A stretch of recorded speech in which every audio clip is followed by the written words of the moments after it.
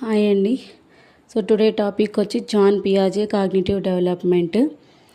John పియాజే who is the father of cognitive development అంటే Jean పియాజే అంటాము.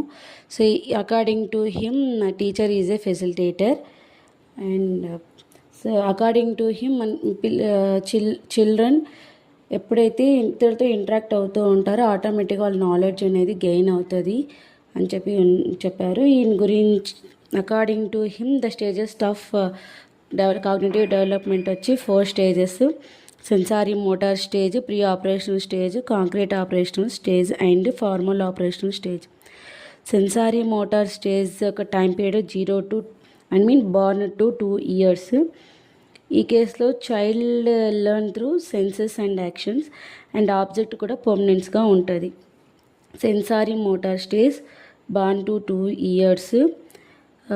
Child learn through senses and actions and object is permanent. అంటే వీళ్ళు ఎలా ఫీల్ అవుతారంటే ఆబ్జెక్ట్ అనేది పర్మనెంట్గా ఉంటుందని.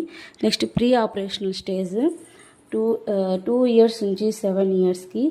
So child learn through symbolic play and behave as egocentrism, అంటే నాదే, ఇది వస్తువు నాదే, నాకే కావాలన్న ఫీలింగ్. కాంక్రీట్ ఆపరేషనల్ స్టేజ్ ఇది ఇంపార్టెంట్ స్టేజ్, ఇది వచ్చి 7 to 11 years. Child think logically, తర్వాత direct thinking, face to face వద్దన్నా కానీ ఫేస్ టు ఫేస్ మాట్లాడడం, ముందు వెనుక ఆలోచించకుండా ఎట్లా వస్తే అట్లా మాట్లాడడం అనమాట.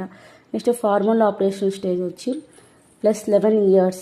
ఈ స్టేజ్లో పిల్లల యొక్క థింకింగ్ ఎలా ఉంటుందంటే అబ్స్ట్రాక్ట్ థింకింగ్.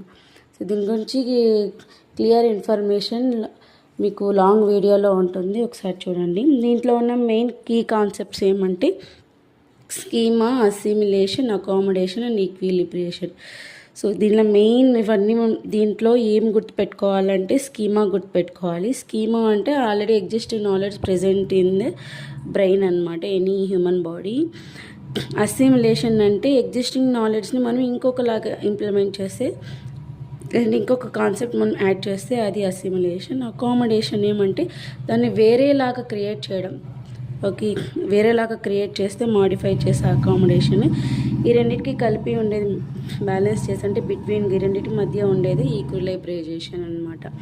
సో దీని యొక్క గుర్తులు ఏమంటే SPCF. సెన్సారీ మోటార్, సెన్సెస్ ద్వారా నేర్చుకుంటాం, object permanence. Pre operational stage, P అంటే ప్రీ ఆపరేషనల్ స్టేజ్ సింబాలిక్గా నేర్చుకుంటారు, ఈగోసెంట్రిజం ఎక్కువగా ఉంటుంది, నాదంటే నాది అనే ఫీలింగ్. నెక్స్ట్ C అంటే కాంక్రీట్ స్టేజ్, అంటే ఫేస్ టు ఫేస్ మాట్లాడతారు, కాంక్రీట్ థింకింగ్ ఉంటుంది, లాజికల్ థింకింగ్ ఉంటుంది. Formal operation stage